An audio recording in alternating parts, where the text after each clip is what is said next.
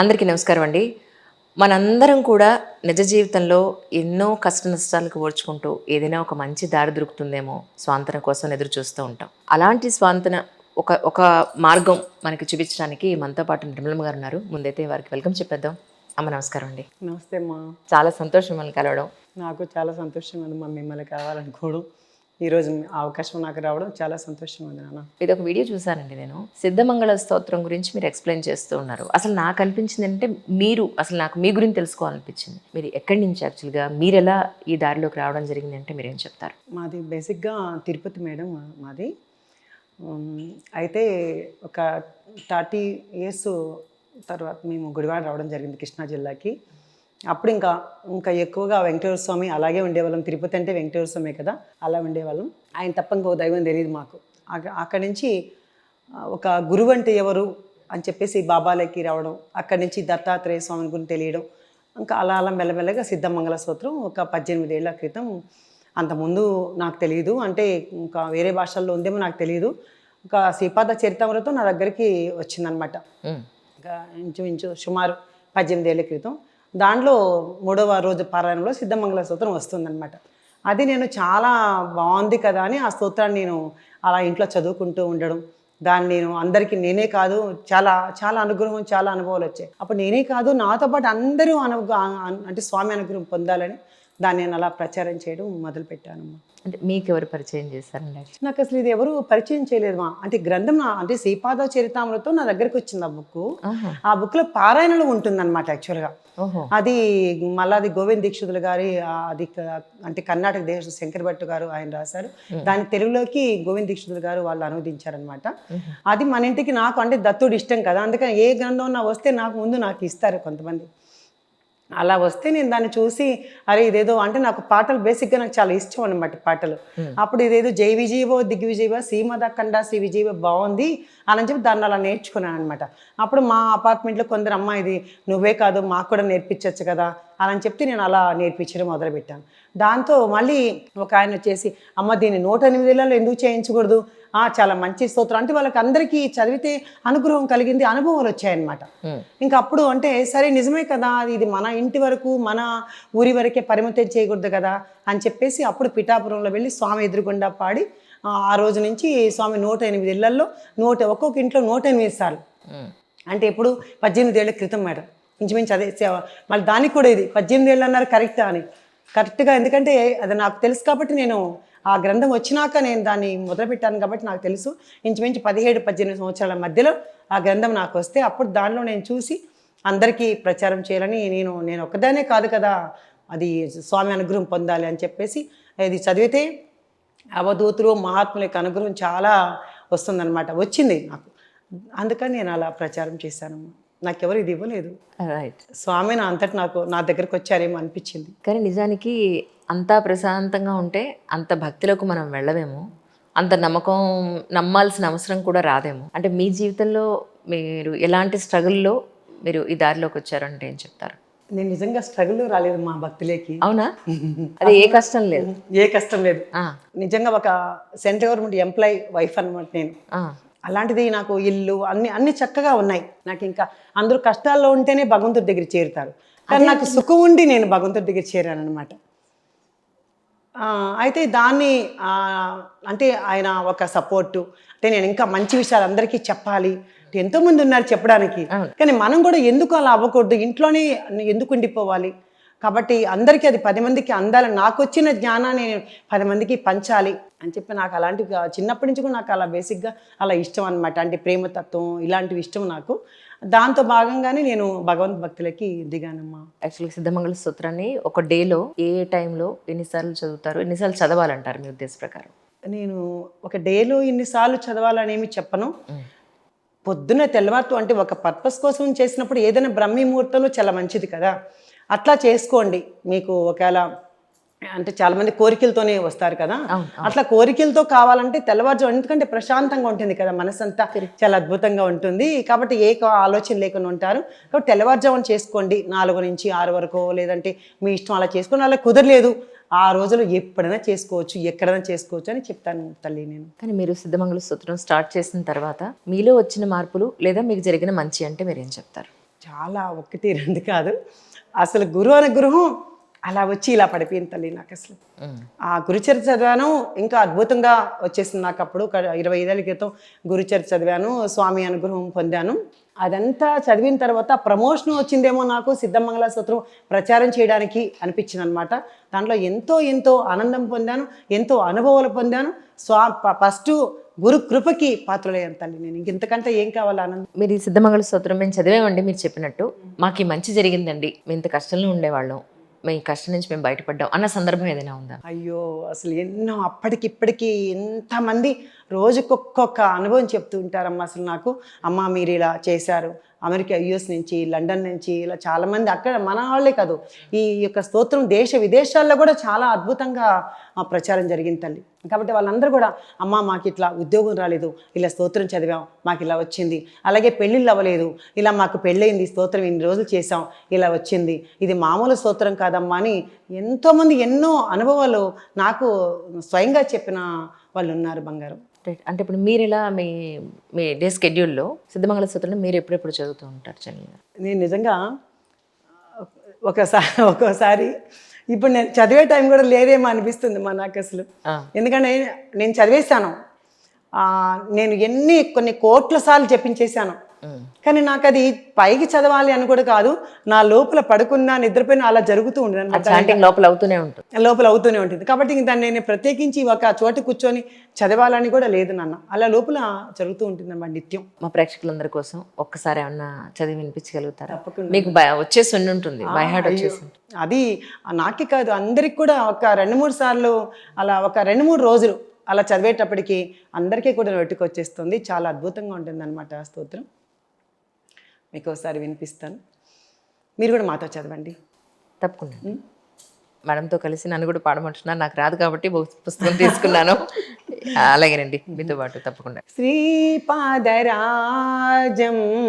శరణం ప్రపద్యే, శ్రీపాదరాజం శరణం ప్రపద్యే, శ్రీమదనంత శ్రీ విభూషిత అప్పల లక్ష్మీ నరసింహరాజా, జయ విజయీ భవ దిగ్విజయీ భవ, శ్రీమదఖండ శ్రీ విజయీ భవ, శ్రీ విద్యాధరి రాధ సురేఖ శ్రీరాకీధర శ్రీపాద, జయ విజయీ భవ దిగ్విజయీ భవ, శ్రీమదఖండ శ్రీ విజయీ భవ, మాతా సుమతి వాత్సల్యామృత పరిపోషిత జయ శ్రీపాద, జయ విజయీ భవ దిగ్విజయీ భవ, శ్రీమదఖండ శ్రీ విజయీ భవ, సత్య ఋషీశ్వర దుహితానందన పాపనార్యనుత శ్రీచరణ, జయ విజయీ భవ దిగ్విజయీ భవ, శ్రీమదఖండ శ్రీ విజయీ భవ, సవితృకాఠక చయన పుణ్యఫల భరద్వాజ ఋషి గోత్ర సంభవ, జయ విజయీ భవ దిగ్విజయీ భవ, శ్రీమదఖండ శ్రీ విజయీ భవ, దో చౌపాతి దేవ్ లక్ష్మీ గణ సంఖ్యాబోధిత శ్రీచరణ, జయ విజయీ భవ దిగ్విజయీ భవ, శ్రీమదఖండ శ్రీ విజయీ భవ, పుణ్యరూపిణీ రాజమాంబసుత గర్భ పుణ్య ఫల సంజాత, జయ విజయీ భవ దిగ్విజయీ భవ, శ్రీమదఖండ శ్రీ విజయీ భవ, సుమతి నందన నర హరి నందన దత్త దేవ ప్రభు శ్రీపాద, జయ విజయీ భవ దిగ్విజయీ భవ, శ్రీమదఖండ శ్రీ విజయీ భవ, పీఠికాపురా నిత్య విహార మధుమతి దత్త మంగళ రూప, జయ విజయీ భవ దిగ్విజయీ భవ, శ్రీమదఖండ శ్రీ విజయీ భవ, దిగంబరా దిగంబరా శ్రీపాదవల్లభ దిగంబరా, దిగంబరా దిగంబరా అవధూత చింతన దిగంబరా. ఇంతేమా? చాలా బాగుందండి. అంటే చాలా మందికి డౌట్స్ వస్తాయి ఏంటంటే, ఏ టైంలో చదవాలండి, సపోజ్ ఇంట్లో వీలు అవ్వలేదు అలాంటప్పుడు చదువుకోవచ్చా, లేకపోతే మాకు మధ్యాహ్నం వీలవుతుంది చదువుకోవచ్చా, మేము కింద కూర్చోలేమని చదువు, ఇలాంటి చాలా డౌట్స్ వస్తాయి వాళ్ళకి. ఎలా అంటే ఒకనకప్పుడు దీపం ఎలా పెట్టాలని దాని మీద 100 రకాలైన క్వశ్చన్లు వచ్చినట్టు సో అలాంటి వాళ్ళందరికీ క్లియర్గా మీరు ఏమైనా చెప్పగలుగుతారు? తప్పకుండా నాన్న. కూర్చోలేని వాళ్ళు పడుకొని చదువుకోవచ్చు. ఉం? ఇది స్తోత్రం అంటే నామ జపం జరగడానికి ఒక ప్రత్యేకించి సుఖాసనం అంటాం కదా. సుఖాసనం అంటే నీకు ఎలా వీలు కలిగితే అలా కూర్చో అని చెప్పే దాని అర్థం కదా. కాబట్టి మనం పడుకొని చదువుకోవచ్చు, మనం వంట చేస్తూ చదువుకోవచ్చు, అలాగే ఊడుస్తా ఏ పని చేసినా మన నామాన్ని, మన దృష్టి భగవంతుని మీద ఆ స్మరణ పెట్టుకుంటే అంత అద్భుతాలు. దీనికి పలానప్పుడు చదవాలి అనేమి కాదమ్మా. చెప్పాను కదా, పొద్దున లేచి ఒక పర్పస్ కోసం అలా చేసుకుంటాం పూజా విధానం. అది కాకుండా ఎప్పుడు కూడా నిరంతరం స్మరించుకోవచ్చు ఈ నామాన్ని. భగవంతుని నామమే అంతే కదా. కాబట్టి ఎప్పుడైనా జపించుకోవచ్చు తల్లి. ఎంతో మందికి ఎన్నో అనుభవాలు జరిగాయి నాన్న. పిల్లలు, పెద్దవాళ్ళు, ఆడ మగ అని తేడా లేదు, అసలు ఎవరూ లేదు. శ్వాస ఉన్న ప్రతి ఒక్కరు ధ్యానం చేయాలన్నట్లాగా మనం గొంతున్న ప్రతి వాళ్ళు స్తోత్రాన్ని చదవడానికి అర్హులే. దీని చిన్న పెద్ద లేదు, ఏమీ లేదు. వాళ్ళు డేట్ వచ్చిందా లేదా ఇదేం లేదు. ఎందుకంటే మనసులో జరిగే నామానికి, మనసులో జరిగే స్మరణకి దానికి ఎవరు అడ్డు చెప్పలేరు కదా. కాబట్టి మన మనసులో ఎప్పుడూ అలా జపించుకుంటూ ఉండొచ్చు. రీసెంట్గా నేను ఒకటి విన్నాను, ప్రధానార్చకుల వారు ఒక విషయం చెప్పారు. తిరుపతి ప్రధానార్చకుల వారు ఏంటంటే, లైన్లో ఉండగా, దర్శనానికి లైన్లో ఉండగా ఆ లేడీకి ఎవరికో డేట్ వచ్చింది అని అంటే, అది చాలా న్యాచురల్గా ఉండేదమ్మా. సో అనుకోకుండా వచ్చిందానికి ఎవరు మాత్రం ఏం చేస్తారు, మీరు దాని గురించి అంత ఆలోచించాల్సిన పని లేదు అని. అంటే ఇట్స్ ఆల్ అబౌట్ భక్తి, మన శ్రద్ధ, అంతే తప్ప ఇంకేం లేదు.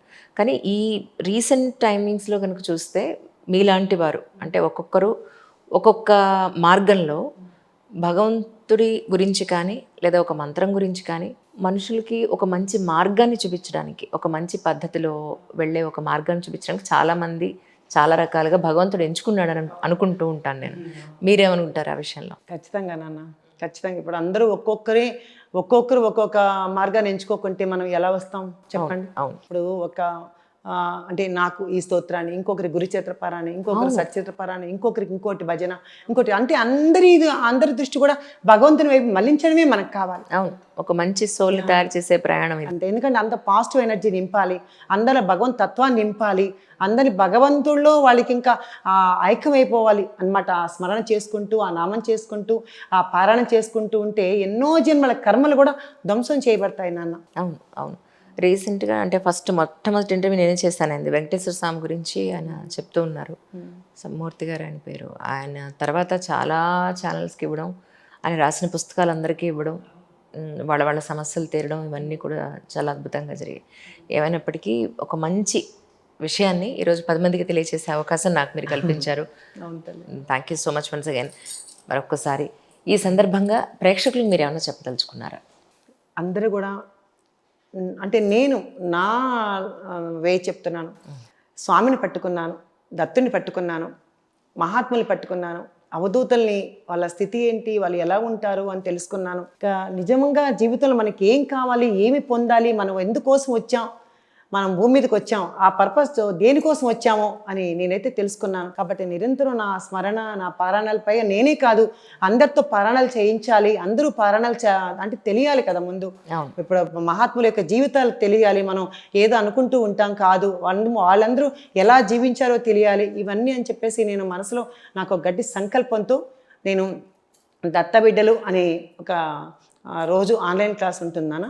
దానిలో రోజు ఎంతోమంది ఈరోజు అందరూ భర్త చనిపోయిన వాళ్ళు కావచ్చు, లేకుంటే భార్య చనిపోయిన వాళ్ళు కావచ్చు, లేకుంటే డిప్రెషన్లో ఉన్న వాళ్ళు కావచ్చు, ఈరోజు మన గ్రూప్లో జాయిన్ అయ్యి ఈరోజు అమ్మ మేము చాలా సంతోషంగా ఉన్నాం, ఈరోజు ఎంతో అద్భుతంగా ఉన్నాం అమ్మ, మా ఖాళీ లేనంతగా బిజీ, మా లైఫ్ని మేమే బిజీ చేసుకున్నాం అని చెప్పే అద్భుతమైన వాళ్ళు ఎంతోమంది మహాత్ములు మన గ్రూప్లో ఉన్నారు తల్లి బిడ్డలు. అవునండి. ఎవరైనా ఆ గ్రూప్లో జాయిన్ అవ్వాలి అంటే, జాయిన్ అవ్వాలంటే నేను నా ఫోన్ నెంబరు ఇస్తాను. అందులో జయగురు దత్తాలే సాయిరం ఏదో వాళ్ళ ఇష్టం అట్లా పెడితే మన గ్రూప్లో యాడ్ చేసుకుంటాను అన్నమాట. దీనికి ఏమి డబ్బులు ఏమి లేదు. వాళ్ళు అందరూ మధ్యాహ్నం 3 నుంచి 4 వరకు ప్రతిరోజు మన సత్సంగం ఉంటుంది అన్న ఆన్లైన్లో. అంటే గురుచరిత్ర విశ్లేషణ, అలాగే శ్రీపాదవల చరిత్ర విశ్లేషణ, అలాగే 108 సార్లు సిద్ధమంగళ స్తోత్రం ప్రతిరోజు 108 సార్లు అందరూ చదువుతారు, నేనే కాదు అందరితో చదివించడం. ఒకవేళ వాళ్ళకి రాలేకపోతే కూడా వాళ్ళకి మెల్లిగా అంతా ఒక అక్షరాన్ని నేర్పించడం. ఈరోజు మన గ్రూప్లో దత్తబిడ్డలు ఎలా తయారంటే గురు చేతిలో ఏ అధ్యాయం ఎక్కడుందో చెప్పేస్తారు, ఏ అధ్యాయంలో ఏముందో చెప్పేస్తారు అనమాట. అంటే చదువుకుంటే పోవడం కాదు, దాన్ని విశ్లేషణ, దానిలో ఆచరణలో పెట్టండి బంగారులో అని చెప్తాను నేను. దానిలో ఆచరణలో పెట్టాలి. ఆచరణలు పెట్టి మనం ఎంతో అద్భుతంగా ముందుకు మన జీవితాన్ని వచ్చిన జీవితాన్ని మనం సద్వినియోగం చేసుకుని జీవితం చాలా చిన్నది, ఆ దాన్ని మనం అద్భుతంగా మనం మలుసుకోవాలి అని నేను వాళ్ళందరినీ మోటివేషన్ చేస్తాను. కాబట్టి ఈరోజు అద్భుతంగా సంతోషంగా అమ్మ మేము ఒక్కరోజు మేము గొంతు వినలేకుంటే కూడా మా వల్ల కాదమ్మా అనుకునే వాళ్ళు చాలామంది ఉన్నారు నన్ను. ఈ ప్రసాదం విషయంలో అండి, అంటే ఆంజనేయ స్వామికి ఒక రకమైన ప్రసాదం చెప్తారు, అమ్మవారికి ఒక రకమైన ప్రసాదం చెప్తారు, నవరాత్రుల్లో 9 రోజులు 9 చెప్తారు. మరి ఇక్కడ ఈ శ్రీపాద వల్లభ స్వామికి ఈ స్తోత్రానికి హల్వా పెట్టమన్నారమ్మ. అంటే మనం చెప్పింది కాదు, స్వామి చరిత్రలో వస్తుందన్నమాట. స్వామికి హల్వా అంటే ఇష్టం అంట, గోధుమ హల్వా. అందుకని ఆ పారాయణ చేసుకున్న వాళ్ళు చక్కగా స్వామికి కొంచెం ఇంత పిండి వేసి కొంచెం అట్లా చేసి ఆ స్వామికి మంచిగా నెయ్యి అంతా వేసి పెడతారనమాట ప్రసాదం. అలాగే బీరకాయ పప్పు ఇలాంటివి స్వామికి పెడుతూ ఉంటారు. అంటే చరిత్రలో వచ్చింది కాబట్టి. అంతేగాని భగవంతుడికి ఇష్టం ఇష్టం ఏముందమ్మా, అన్ని ఇష్టమే అదేం లేదు. అది మన యొక్క ఇదనమాట. అంటే స్వామికి అలా పెట్టుకోవాలి అని మన యొక్క ఇష్టం, భగవంతుడి ఇష్టంగా భావిస్తాం అనమాట మనం. అమ్మ, ఇందాక మనం సిద్ధమంగళ స్తోత్రం చదివేటప్పుడు అందులో ఒక నెంబర్ వచ్చింది 2498 లాంటిది, those out some kind of. ఆ వర్డ్ అర్థం ఏమిటి యాక్చువల్గా? అది సిద్ధమంగళ స్తోత్రంలో వస్తుందనా, దో చౌపాతి దేవు లక్ష్మి గణ సంఖ్యాబోధిత శ్రీచరణ అని అనమాట ఆ వర్డ్. అయితే శ్రీపాద వల్లభ స్వామి తనకి ఇష్టమైన వారి ఇంటికి వెళ్ళి దో చౌపాతి అంటే దో అంటే 2 అని, నాకు ఒక 2 చపాతీలు పెట్టమ్మా లక్ష్మి అని అడిగినారు అని చెప్పేసి అని ఆ స్తోత్రంలో వస్తుంది. కాకుండా దాని నిగూఢ అర్థం చాలా ఉందన్నమాట. దో అంటే 2 అని, చౌ అంటే 4 అని, పతిదేవ్ అంటే బ్రహ్మస్వరూపం అని, లక్ష్మి అంటే మాయాస్వరూపం అని, 2, 4, 9, 8కి ఒక ప్రత్యేక ఒక విశిష్ట సంఖ్య అని దానికి చాలా పెద్ద నిగూఢ అర్థం ఉంది. అంటే 24 అక్షరాలు గాయత్రి మంత్రం అనేసి చాలా అద్భుతమైన ఇది ఉంది. అది మనము మన పనులు ఏమన్నా కాకన్నా ఉంటే, ఎందుకంటే అనుభవాలు చెప్తుంటారు కాబట్టి మీకు చెప్తున్నాను అనమాట. మన పనులు ఏమన్నా కాకపోయినా లేకుంటే మనకు ఏదో ఒక కొన్ని గోల్స్ ఉంటాయి కదా. మనకు ఒక బుక్లో 2498 అని ఒక సంఖ్య రాసుకొని మనం కానీ పెట్టుకున్నట్లయితే అది చాలా మహిమ కలదమ్మా. అది దాని గురించి ఒక మీకు అద్భుతమైన ఒక లీల చెప్తాను. ఆ 2498 గురించి సిద్ధమలం చదువుతుంటారు కదా, దాని గురించి ఇట్లాగే అర్థం చెప్పి అలా చెప్తే, ఒకళ్ళు విజయవాడలో నా క్లోజు బాగా మనకు గ్రూప్లో ఉన్నది అంజనా అని ఉన్నారు. వాళ్ళు కారు మీద స్టిక్కర్ వేయించి నేను మొన్న చాలా మందికి ఇచ్చానమాట. కారులో వేసుకో స్టిక్కర్ పెట్టుకోండి అని ఇచ్చాను. తను ఆ స్టిక్కర్ కారుకు అంటించుకుందంట. అంటే నేను అది కూడా స్వామి నాతో వేయించారనమాట. వాళ్ళ గానగాపురంలో ఒక పెద్ద కార్యక్రమం, మేము 1000 మందితో ఒక కార్యక్రమం చేస్తే ఉంటుంది. ఆ ప్రోగ్రామ్కి వచ్చారనమాట. వాళ్ళు వస్తూ ఉంటే కరెక్ట్గా మన ఫిలిం సిటీ దగ్గరికి వచ్చేటప్పటికి కారు పైన ఫ్లైఓవర్ నుంచి కింద పడిపోయిందంట. నన్ను మొత్తం కారు అంతా నా అజ్జుగొజ్జు మొత్తం అయిపోయింది, ఏమీ లేదు. కానీ ఆ 2498 మాత్రం ఏమీ అవ్వలేదు. నన్ను నాకు ఆ వీడియోలు పంపించింది. తనతో వెళ్ళి ఇంటర్వ్యూ కూడా చేశాను అనమాట. ఇంటికి వెళ్ళి వాళ్ళ ఇంటికి వెళ్ళి విజయవాడలో వెళ్ళి, అంటే నేను అంటే వాళ్ళు ఎవరికి ఏమి చిన్న దెబ్బ కూడా తగలేదనమాట. అంటే అది ఒక రక్షణ అనమాట. స్వామి యొక్క ఆ యొక్క లెటర్స్ ఊరికే ఇదేం కాదు, అది అంటే ఏదో చిన్నగా తీసేయడానికి వీల్లేదు, చాలా అద్భుతమైన మహిమ కలదనమాట. అంటే ఆ లెటర్ అప్పుడు తనంది, అమ్మ నేను అది వేసుకున్నాను కాబట్టి నిజంగా మీరే నాకు శ్రీపాదుల్లాగా వచ్చి నన్ను రక్షించారు. ఆ రోజు నేను ఎందుకో కారు అంటే మా వారు ఏమన్నా అనుకుంటారా ఏంటని కూడా అనుకున్నాను మనసులో. అంతే కదా, కారుకి వెళ్ళి స్టిక్కర్లు అంటిస్తే ఊరుకోరు కదా అని అనుకున్నాను. కానీ అమ్మ వేస్తాందలే ఎందుకు అని ఊరుకున్నాను. కానీ ఈరోజు నిజంగా మా ప్రాణాన్ని నిలబెట్టిందమ్మా ఆ 2498 అనేసి అని చెప్పి. లేకపోతే మొత్తం ఏమి లేదు, పిచ్చిలైపోయింది. వీళ్ళు మాత్రం 5 మంది సేఫ్గా బయటపడ్డారనమాట. ఏదో అంతా కొంచెం గాజు పెంకులు అంతా గుచ్చుకున్నాయి. తర్వాత ఒక 1 రోజులు మొత్తం అంతా సెట్ అయింది. అసలు ఏమి లేదు, చూసిన వాళ్ళు అన్నారంట కారులో ఎవరు మిగిలిండరు అన్నారంట. అంటే స్వామి గురుచరిత్రలు కానీ ఇలాంటివన్నీ కూడా చాలా మహిమ కలుగు తల్లి. కాబట్టి 2498 అనేది ఎవరికన్నా మనకు పనులు అవ్వకపోయినా సరే అది ఒక స్టిక్కర్ రూపంలో మన కారులో అయినా మన ఇంట్లో అయినా మన దేవుడి గదులైనా సరే పెట్టుకుంటే చాలా అద్భుతం. ఎందుకంటే స్వామి అది స్వయంగా స్వామి నోట పలికిన పలుకు అనమాట. అమ్మ, అలాగే మీరు గురుచరిత్ర పారాయణం దగ్గర నుంచి ఇంకొక పారాయణం కూడా ఏదో విన్నా నేను చరితామృతం, ఇవి మీరు చేస్తున్నారని. సో అందరికీ అది నోళ్ళు తిరుగుతున్నాయా యాక్చువల్గా? వాళ్ళందరూ ఎలా వచ్చారు ఒకసారి దాని గురించి మా కోసం. అది మంచి కోసం వేశారు నాన్న. ఇది స్వామి సంకల్పం నాన్న. స్వామి సంకల్పంతో నాకెప్పుడు పారాయణాలు అట్లా చేసుకుంటూ ఉండేది ఇష్టం. దానిలో భాగంగానే అందరితో చదివించాలి, అందరూ అంటే పారాయణ గురించి తెలుసుకోవాలి అని ఇంతకు ముందు కూడా చెప్పాను కదా. అట్లాగే ఇప్పుడు నా గ్రూప్లో దత్తబిడ్డల గ్రూప్లో ఆన్లైన్ క్లాస్లో పొద్దున 6ంటికి మొదలవుతుంది నాన్న మనకు, అంటే స్టార్టింగ్ అనమాట. సాయంకాలం ఇంచుమించు 6 దాకా కంటిన్యూగా పారాయణ చదువుతూ ఉంటారు. అంటే ఒక గ్రంథం అంతా పొద్దున్న సాయంకాలం దాకా చదివేస్తారు అందరూ, అంటే గట్టిగా ఓ పైకి. అంటే ఒక చాప్టర్ మీకు, ఒక చాప్టర్ నాకు, ఇంకో చాప్టర్, ఇలా పేర్లు నేమ్స్ ఇచ్చేస్తారు. మొత్తం అందరి దగ్గర ఆ పారాయణాలు చదువుతూనే ఉంటారు. అంటే వాళ్ళు ఒకరైతే చదువు రానుకుండా ఉంటారు కదా పాపం, తెలుగు రాదు కొంతమందికి, కొంతమందికి కొంచెం సాధారణంగా అంటే కొంచెం చదువు అంటే ఇది వరకు చదువుకోవాలనుకుంటూ ఉంటారు కదా, వాళ్ళందరూ కూడా మన గ్రూప్లో నేర్పిస్తాం అనమాట. ఇలా ఇట్లా ఇక్కడ ఆపాలి, ఇట్లా ఇట్లా స్వామి మనతో చదివిస్తున్నారు అనుకోండి, అంటే ఏదో చదివినాం పారాయణం అని కాదు, దాన్ని ఒక అంటే ఇన్వాల్వ్ అయ్యి చదవాలి మీరందరూ అని చెప్పేసి చెప్తే ఈరోజు అంటే చాలా అత్యంత అద్భుతంగా చదువు రాని ఒక ఆవిడ చదువుతుంది తల్లి, గురుచరిత్ర చదువుతుందమ్మా. చదువు రాని ఆవిడ ఎలా చదువుతుంది నిజంగా, అది విని విని కూడుకొని ఈరోజు అత్యంత అద్భుతంగా స్పీడ్గా చక్కగా ఎక్కడెక్కడ ఆపాలి, ఎక్కడెక్కడ వెళ్ళిపోవాలి, స్వామితో ఎలా తన్మయత్వం చెందాలని చెప్పేసి అద్భుతంగా పారాయణ చదువుతున్నారు నాన్న. అంటే నాకు అనిపించింది పారాయణంలోనే ఎంతో ఫలితాలు, ఎంతో మంది అనుగ్రహాలు పొందారు. అంటే దృష్టి అటు ఇటు పోదు నాన్న. ఇప్పుడు చూడండి, మనం ఒక గ్రంథం తీసుకుంటే మన మనసు అటు ఇటు పోదు ఎక్కడ, అంటే కేవలం దృష్టి దాని మీదే ఉంటుంది కదా. కాబట్టి అంటే దాని మీద అంటే ఏంటి, భగవంతుని మీదే ఉంటుంది. ఇంకా ఆ పారాయణాలు చదివి ఎంతోమంది ఫలితాన్ని పొందారు, ఎంతోమంది కోరికలు తీర్చుకున్నారు. చాలా అద్భుతంగా ఉద్యోగాలైనా పెళ్ళిళ్ళైనా ఈరోజు డిప్రెషన్ నుంచి కూడా పైకి వచ్చారు నాన్న. ఇంట్లో అంటే ఇంట్లో ఉన్న సామాన్యమైన గృహిణులు. అంటే ఆ గ్రూప్లో ఏ ఊరు నుంచి ఉన్నారండి, ఎక్కడెక్కడి నుంచి ఉన్నారు? ఎక్కడెక్కడి నుంచి అంటే బెంగళూరు నుంచి, తర్వాత చెన్నై, నెల్లూరు, విజయవాడ, రాజమండ్రి, వైజాగ్, తర్వాత శ్రీకాకుళం, ఇంకా యుఎస్ఏ అంటే అమెరికా నుంచి, తర్వాత వచ్చి లండన్ నుంచి, సింగపూర్ నుంచి చాలామంది. పాపం వాళ్ళ టైము వేరు, మన టైం వేరు కదా, మనకంటే ఒకే టైము. అవును అవును. వాళ్ళకు యూఎస్లో ఉండే వారికి 4 అంటే మన టైము 4:30 అనుకోండి, వాళ్ళు తెల్లవారుజామున ఎప్పుడోనంట అప్పుడు లేచి పారాయణ కూర్చుంటారమ్మ. పారాయణ కూర్చొని అమ్మ మన సత్సంగం వినాలి, పారాయణ వినాలి, నేను పారాయణం చదవాలని, పైగా చదవడమే కాదు ఎంత శ్రద్ధగా వింటారు అనమాట. పైగా ఆఫీస్లో ఉన్న వాళ్ళు కూడా ఇయర్ ఫోన్స్ పెట్టుకొని వాళ్ళ భాషలకు తెలియకుండా వింటూ ఉంటారనమాట. అంటే అంత అద్భుతంగా ఉందమ్మా మాకు. అంటే మా మైండ్ అంతా ఎక్కడికి పోకుండా ఒక భగవంతుడి మీదే దృష్టి లగ్నమయ్యేలా చేశారమ్మా అని చెప్పేసి ఎంతోమంది ఈరోజు మన వాళ్ళని అద్భుతంగా అంటే ఆనందంగా ఉంచుతున్నారు అనేసి ఒక మంచి పేరు తెచ్చుకున్నాము తల్లి మన దత్తబిడ్డల గ్రూప్లో. పైగా మా దత్తబిడ్డలు అందరూ కూడా ఎంత పాజిటివ్ మైండ్ తెలుసా నాన్న, ఒక్కరి దగ్గర కూడా నెగిటివ్ మైండ్ లేదు అందరూ. పైగా మన దత్తబిడ్డల గ్రూపు అంటే ఆన్లైన్ క్లాస్ కనిపించాలంటే కూడా ఇది వాళ్ళే అంటారు, నేను చెప్పలేదు, ఇది పూర్వజన్మ సుకృతం ఉందమ్మా, మా బాధలు చాలా డిప్రెషన్లో ఉన్నాం అనుకున్నప్పుడు మాత్రమే మీ వీడియో కనిపిస్తుంది. అది వరకు 10 సార్లు మేము ఇటే వెళ్ళింటాము, ఆ వీడియోలో ఇటు అంటాం, కానీ మీ ఫోటో కనిపిస్తుంది, కానీ ఒకవేళ తెరవాలని కూడా అనిపించదు. కానీ ఎప్పుడైతే మాకు ఇంత కష్టంగా ఉంది స్వామి, మాకు కనీసం ఏదో ఒక దారి చూపించన్నప్పుడు మాత్రమే మీ వీడియో కనిపిస్తుంది, అప్పుడు మేము మళ్ళీ మీతో మాట్లాడడం జరుగుతుంది, మీతో మాట్లాడగానే మా కష్టాలన్నీ కూడా తీరిపోయాయమ్మా. నిజంగానే ఎంతోమంది అద్భుతంగా ఈరోజు వాళ్ళు ఇట్లా గుండెల మీద చేసుకొని చెప్తున్నారు తల్లి. అంటే నేనేం చెప్తాను, నేనేం చెప్పను, నేనేదో అలా చేయండి ఇలా ఏం చెప్పను, పాజిటివ్గా ఉండండి, మీ జీవితం మీ చేతుల్లో ఉంది, అంతే కదా, మన జీవితం మన చేతుల్లో ఉంది. మీరు భగవంతుని నమ్ముకోండి, నేనేమి చేయను మీకు, మీరు భగవంతుని నమ్ముకోండి, భగవంతుడే మీకు చేస్తారు తప్ప ఎవరు ఏమి చేయరు. మీ నమ్మకమే ఇక్కడ, నమ్మకం, విశ్వాసం, శ్రద్ధ, శౌర్యం ఉండాలి అని చాలా తేలిక మాటల్లో చాలా సాధారణంగా చెప్తాను తప్ప నా దగ్గర ఇంకా ఏ మంత్రాలు అట్లా శ్లోకాలు అవి కూడా నేనేమి చెప్పలేను నాన్న.